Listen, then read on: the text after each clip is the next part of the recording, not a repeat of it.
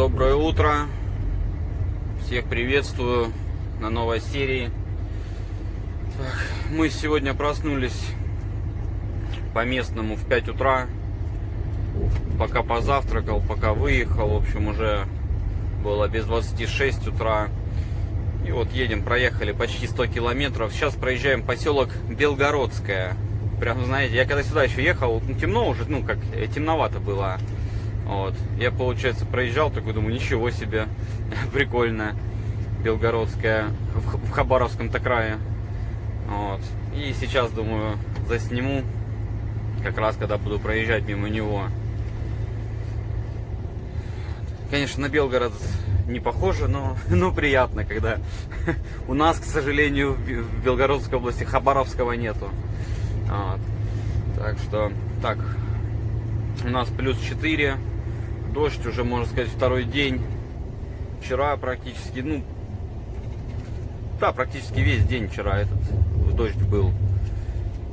И сегодня ночью, и с утра вот сейчас льет. Как льет, моросит больше, моросит, да. Сейчас у нас московская 12:30 ночи. У нас уже, в принципе, расцвело.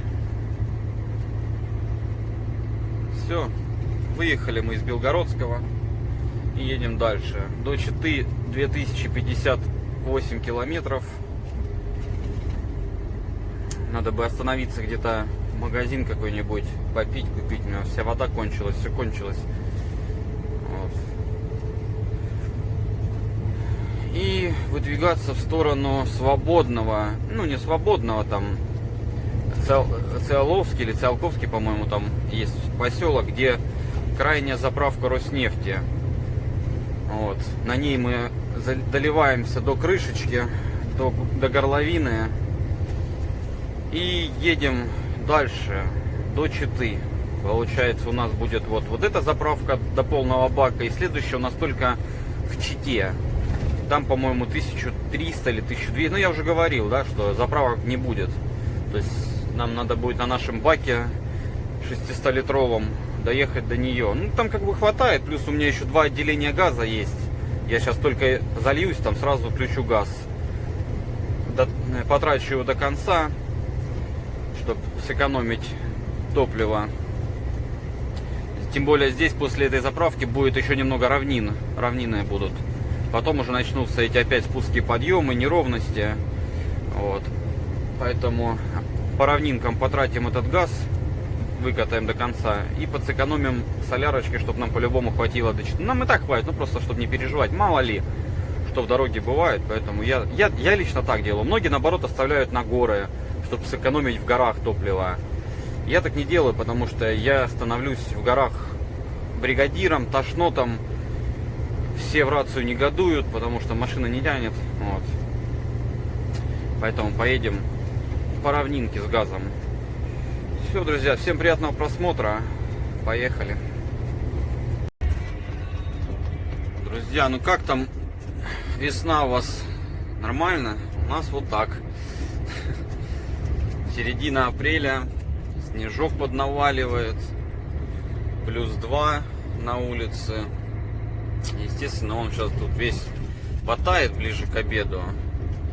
Но пока держится вот на обочинке. Там дальше немного виднеется он. Так что вот так. Мы тут по ремонту трясемся. Ремонт, мы уже почти проехали его. Вот он уже заканчивается, да. Так он был протяженностью в 9 километров. Не разгонишься, весь такой вот он. Ремонт он и есть ремонтом. Так, скоро мы уже будем подъезжать к Стелле, Москва-Владивосток, где остановимся, сфотографируемся. Неизвестно, когда мы попадем еще сюда. А на память хотелось бы. Так что он на дворниках подналип он. Снег этот. Все, наконец-то. Тут еще и поезд. Товарничок.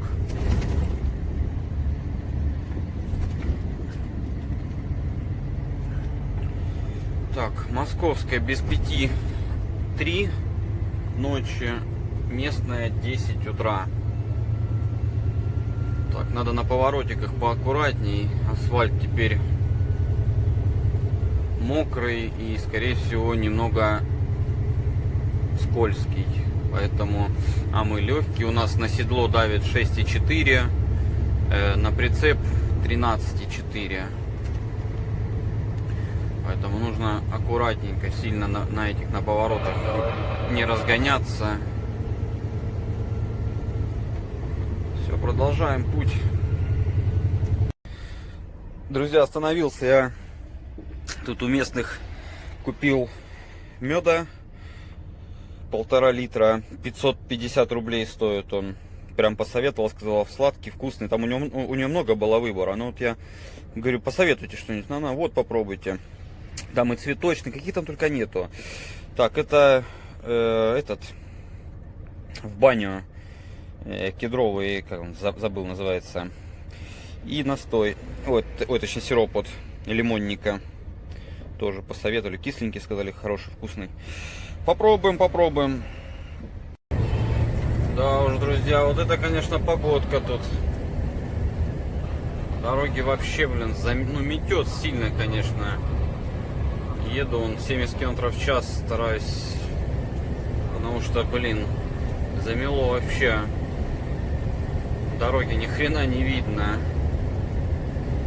И продолжает, никак не может угомониться. Я думал, там возле гор только, ну, мы горы проходили, перевал. Я думал, возле перевала будет. Но нет, вниз спустились. Тут такая же беда.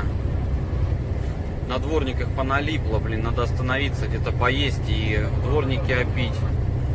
То уже сложновато ехать с такими дворниками. Ладно, поехали дальше. Остановились мы все-таки. Тут метет, ну просто это ужас, блин.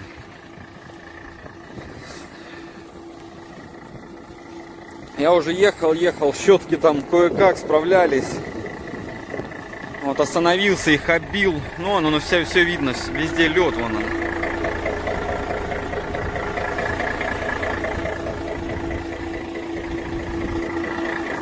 Так что сейчас поедем дальше. Искать, где можно покушать. Только начал спускаться от Стеллы, этой Москва-Владивосток. Уже смотрю, едут сотрудники. Сзади КамАЗ тащит делового в подъем. Все, уже начали подъемы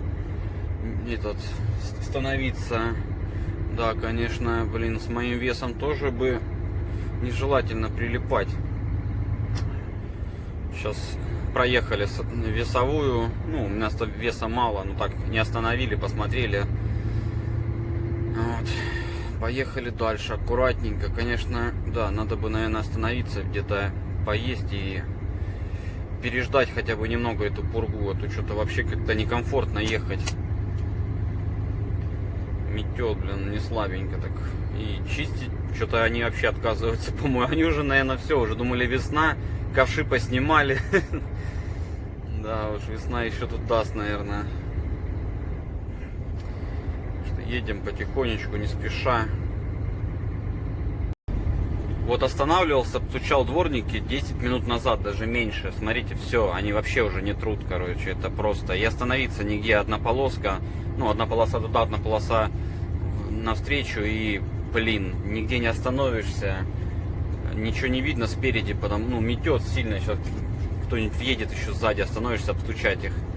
Надо что-то искать. А ничего нету. Ни деревень, ни стоянок, ни заправок, ни хрена, блин. Просто они уже не трут, они все льдом покрыты. Ну, я как и говорил, друзья, они уже поснимали эти ковши. Вот сейчас 2 КДМки проехала навстречу. У них щетки, а этих спереди ковшей нету. Они уже, видимо, все, уже подумали, весна. Вот. У коллег спросил по рации, которые навстречу ехали. Они говорят, до Белогорска вот такая будет. Вот. Там, говорит, не было. Ну, не знаю, говорит, может, и туда уже дошло это. Погода такая. Так что будем искать. Ну вот, сейчас будет обычно этот карман, елочка. Ну не знаю, блин, смысла, наверное, нету. Ни кафе нету, ничего не поесть. Ну ладно, наверное, будем здесь пережидать. Вон фуры стоят, будем тоже, наверное, здесь останавливаться. Других вариантов нету. Сейчас посмотрю по карте, если далеко нормальное кафе, то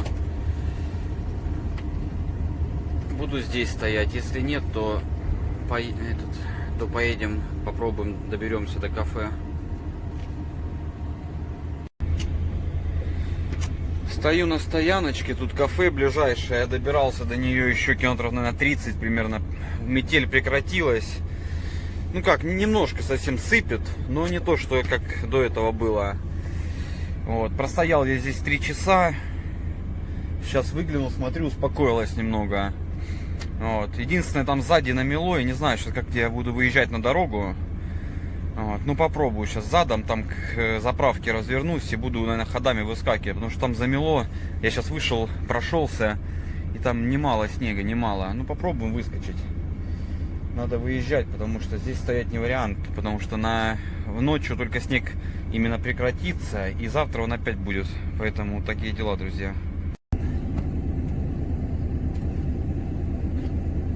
Что, друзья, пробуем выезжать.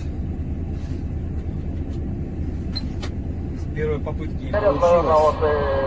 Немного подприлип я. Сейчас будем пробовать.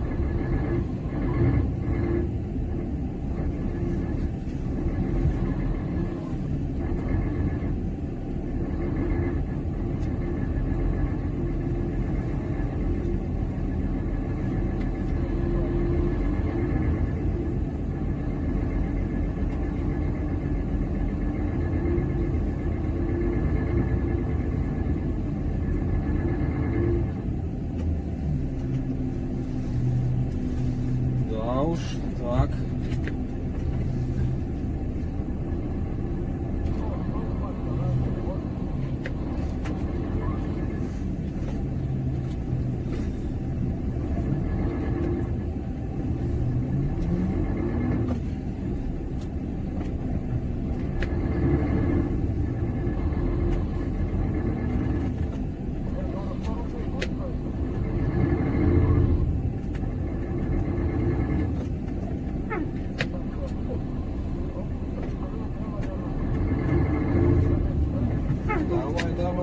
Давай, дружище, давай.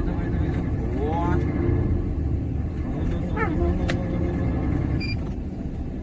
Да уж, блин.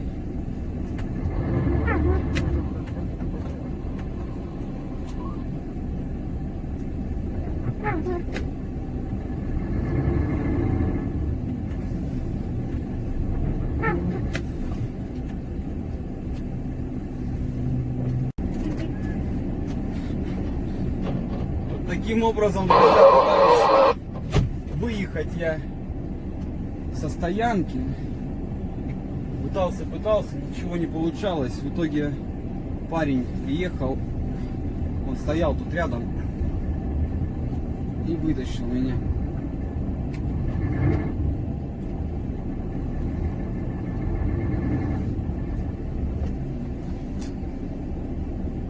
Налево или направо? Налево.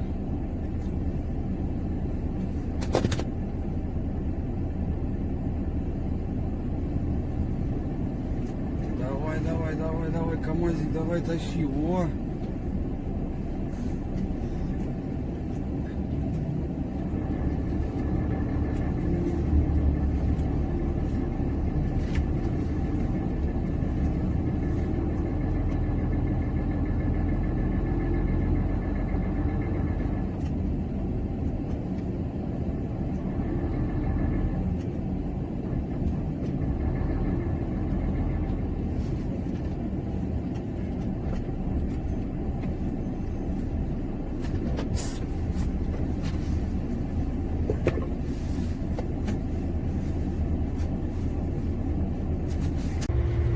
Да уж, бывает и такое.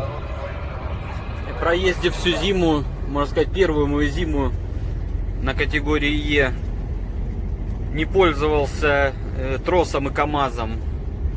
Вот. Не, вру, когда меня в Воронеже тогда, по-моему, нет, не в Воронеже, в Курске наш лидеровский выдергивал. Но это там я в самом прилип, когда была вечером плюс 5, а ночью минус 3. И когда я в лужу стал, и весь прицеп у меня замерз, тогда он меня выдергивал.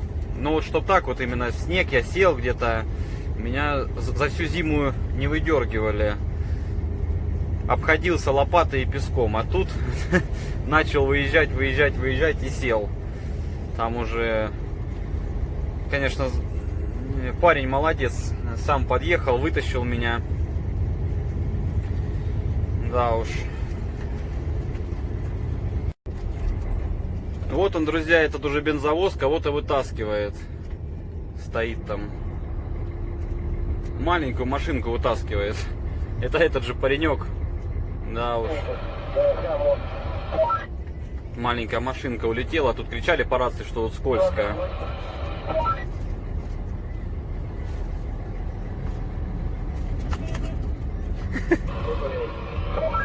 Помахал мне.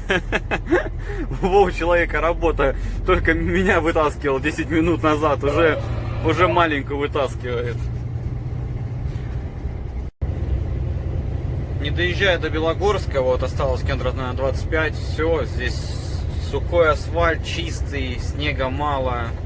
Вообще, все, вот 80 на круизе и еду. Да уж, мы, если честно, со стороны Хабаровска едем, как эти. Все лед на нас там на прицепе, все заметенные. По рации спрашивают, где вы там были, что вы такие. Да, сейчас, говорю, будете ехать, узнаете. Там до сих пор метет. Так что здесь вот уже минус 5, начинает потихонечку, видимо, теплеть. Надеюсь, конечно, больше не будет такого снегопада, метели этой. Пока ехать одно удовольствие по такому асфальту. Даже вот переметов нету. Так что едем. У нас Московская 12.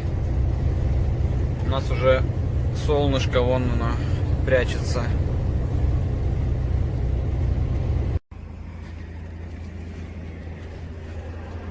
Так, надо оббить все это.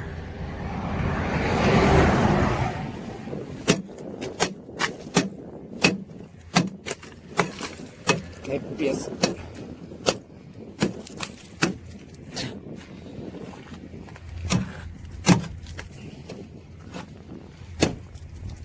Так, ладно, сейчас это одной рукой неудобно. Да, немало его. Лучше на обочине оббить, чем сейчас в тепло заеду и, блин, начнет падать прям по дороге. То упадет такая хрень. Маленькая машина будет ехать и, блин, подпрыгнет на таком куске льда. Так, пойду дальше, пооббиваю там возле подушек. Остановился я в кафе, покушать остановился. И вот тут, смотрите, какой аппарат стоит. Красавец какой.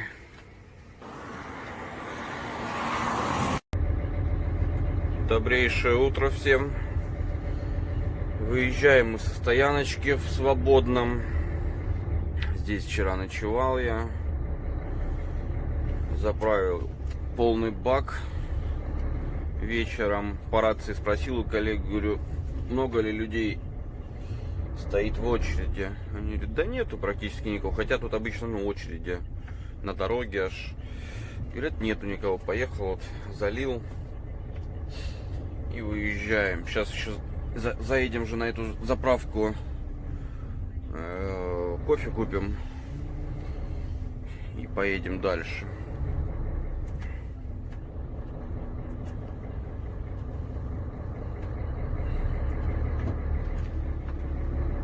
Холодно сегодня. Сегодня здесь минус 8. То вот сейчас уже, ну, когда более-менее весна наступила, я начал спать прям, ну, сверху пледа, то есть я даже не укрываюсь, не этот. А сегодня проснулся ночью и автономку так еще поставил, ну, там, по-моему, на 14, что ли. Вот, и просыпаюсь ночью от того, что я подзамерз. Давай под плед залазить. Блин, пластик дребезжит нам из-за того, что холодно.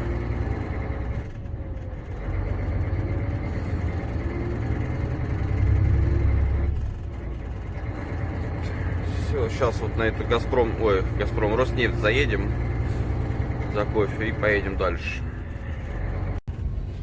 Какая тут техника, да? И такая часто попадается на дороге. Купили кофе. Поехали дальше работать. Кстати, местного уже 6:30 утра.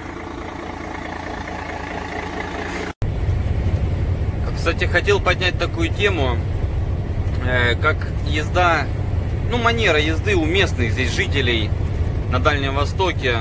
Я вот, сколько езжу, да, вот здесь, я все-таки обратил внимание на такие некоторые нюансы. Первый нюанс — это то, что здесь люди не парятся по поводу разметки. Из-за того, что здесь мало машин, они тебя могут обогнать просто в любой момент. То есть мало встречек и мало сотрудников. Я вот привык, я с более такого западного региона.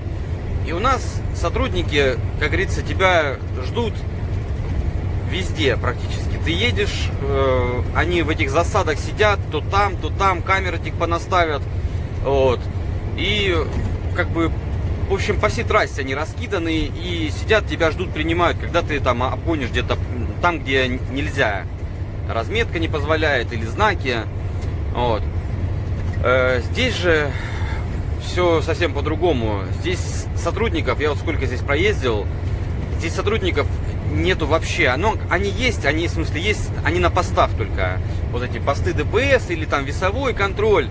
Все, вот чтобы их ты где-то по трассе увидел, где-то там, знаете, там за поворотом стоят или в каком-то кармашке и там, принимают, да, там сплошную эту пасут, как говорится. Здесь такого нету. Здесь просто вот они на посту стоят и все.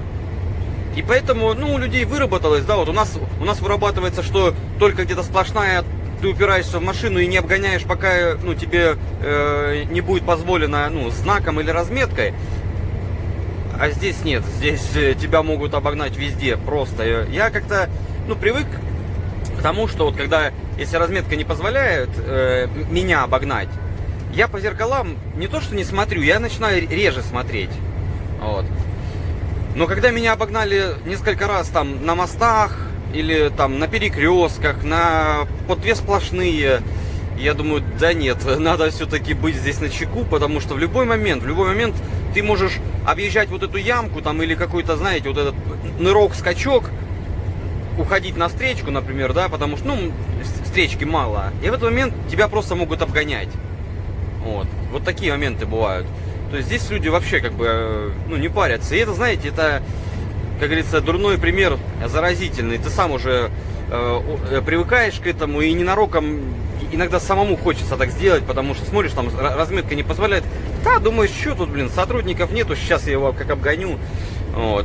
И, конечно, стараешься себя как-то сдержать. Я вот даже пример приведу, когда вот я сейчас в Хабаровск ехал, и мне дали заправку. Заправку мне дали на встречке, да, получается. Вы видели, да, кто смотрел предыдущей серии. Вот. И после этой заправки я еду, и за этой заправкой сразу перекресток. То есть я на нем развернулся и стал в очередь на эту заправку. Сам пока в очереди стою, смотрю, думаю, сейчас заправлюсь. Мне нужно опять разворачиваться. Думаю, здесь сплошная. Так, думаю, сейчас надо посмотреть по карте, где ближайший перекресток. Смотрю, ближайший перекресток там хрен знает где. Думаю, наверное, все-таки через сплошную надо прыгать. Здесь же никого нету, думаю. Потом смотрю, в конце кармана стоит маленькая машинка. Так, думаю, нет. Скорее всего, как у нас, сотрудники поставили машину, оставили с камерой, а сами там в метрах 500 стоят и ждут такого, как я. И добрый вечер, да? Думаю, нет. Не будем не будем пересекать сплошную, поедем все-таки искать перекресток. Пока стоял, смотрю, фуры 3, наверное, и маленьких машин штук 6-7. Все с этой заправки, все через сплошную, хоп, и поехали по своим делам. Я такой думаю, понятно, значит, все-таки здесь это так работает. Вот. И по поводу моргания аварийкой, то есть благодарности у нас, то есть, да, сейчас становится так, что тебе редко, когда тебя не благодарят, да, ты поморгал человеку не аварийкой, вот, и такой редкость, что тебя не благодарят. Вот, кстати, сейчас проверим, я пока рассказываю, меня машина обгоняет, я ей поморгал. Проверим. У нас редкость такое, что тебя не благодарят. Вот. То есть из 10 машин примерно 3, наверное, тебя не благодарят. А вот яркий пример того, что как здесь это делается. То есть здесь наоборот. Здесь люди редко когда тебя благодарят. Не знаю, может я так попадаю, но здесь редко когда благодарят. То есть из 10 машин, ну может там 4, ну может половина, да, тебя поблагодарит. А остальные просто проедут дальше и, до свидания. Так что вот такие моменты я заметил. Здесь люди, с ними общаться, наоборот, мне больше нравится. Здесь люди просто до безобразия простые, ты с ними общаешься, и приятно, да, вот. Нету никаких там понтов, там, грубости в их разговоре. Вот. Но вот такие есть моменты, которые я заметил по езде здесь, на Дальнем Востоке. Все, друзья, кончился у меня газ. Хватило мне его на 144 километра. Вот. И расход у меня упал до, так, сейчас скажу, 19,3. Вот, 19,3 был на газу расход. Сейчас засеку на 250 километров, посмотрю, сколько у меня будет на топливе, разница примерно. Здесь более-менее еще равнинки идут. Так, есть спуски, подъемы, но очень мало. Дальше, конечно, начнется веселье опять. Так что посмотрим разницу в расходе. 19,3 и что будет на дизеле. Ну, я думаю, 30-очка будет.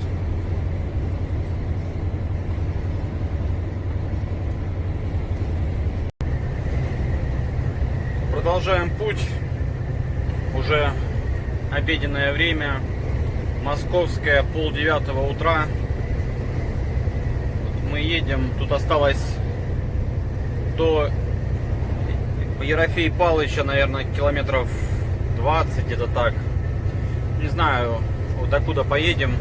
Но планирую как минимум до Чернышевского, там где сервис тот, в котором я в прошлый раз ремонтировался. Там, в принципе, стоянка более-менее и кафе нормальное. Так что пока едем туда. До нее я не помню, сколько там осталось еще мне. Может, километров 300, где-то так. Едем. Погодка налаживается. Сейчас -1. Видите, куда солнце не попадает, снег. Здесь вон солнце, все, снег весь потаял.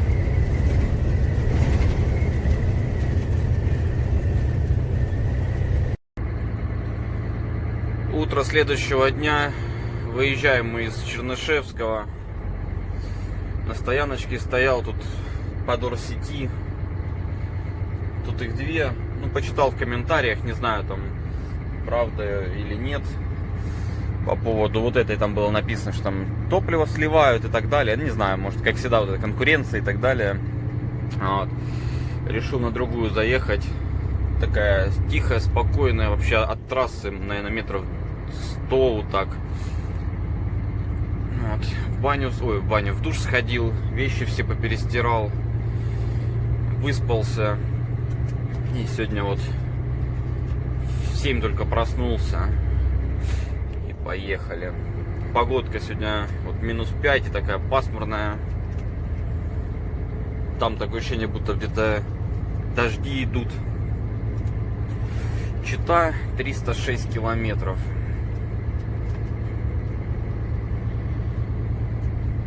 Ох, да, что-то я сегодня, не смог я встать рано утром. Думаю, в 5 утра встану и поеду. Ага, какой там? Или в 7 продрал. Не, я в пол-седьмого продрал глаза. Да, это пол-седьмого, пока позавтракал, сходил. Пока вещи забрал с сушки. Вот, выезжаем. Подъезжаем мы уже к Чите. До Читы осталось километров, наверное, 40 примерно, вот так. Сейчас будем проезжать Читинский пост. Надеюсь, режим невидимости у нас будет работать и нас не остановят. Так что погода, даже снег срывался. Я ехал, снег срывался, потом солнце жарит. В общем, меняется все очень быстро. Время у нас местного без 20:12. Московское без 26 утра. Продолжаем ехать. Что-то думал я думаю, надо дотянуть до кафе, где я обычно ем, а потом понял, что она-то перед Улан-Удэ, а до Улан-Удэ еще ехать и ехать. Думаю, не дотяну. Так что сейчас где-то в Чите заправимся. А то я что-то не подрасчитал я по километражу. И не подрасчитал сильно. Так что сейчас заправимся в Чите и где-то будем искать кафе, покушаем и будем ехать дальше. До места выгрузки 1100 до Иркутска.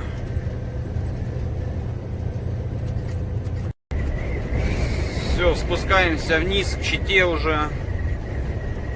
Тут осталось совсем немного до кольца, которое на въезде в Читу со стороны Хабаровска. Пост проехали, он там спереди лидера нашего вижу. И это, по-моему, тот лидер, который передо мной грузился.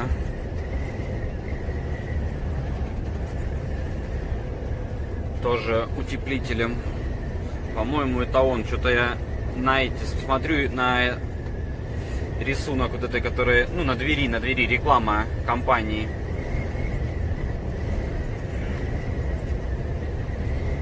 А вот здесь такие красивые виды. I was fine when you pulled me down. You said the stars would answer. You said our prayers were written down. I was fine when you pulled me in. You were forced to be human, and then the world came after, and I had never questioned it. And they said it was wrong.